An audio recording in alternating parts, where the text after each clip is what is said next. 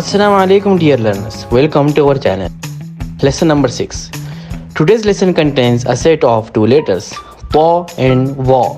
Well, both letters are little tricky to pronounce, so here we are gonna be discussing them in details. Paw.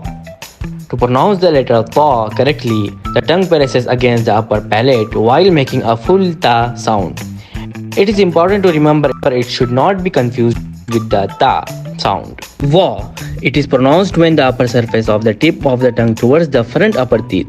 While exhaling and giving a wa sound, slight z sound and also spelled with the. It is read with lisp and heavy manner. Even though this is a lisp letter, the tongue gets out the least while pronouncing in comparison to all the other letters. Well, that will be all for today's lesson. See you all soon with a new one. Happy learning. Allah Hafiz.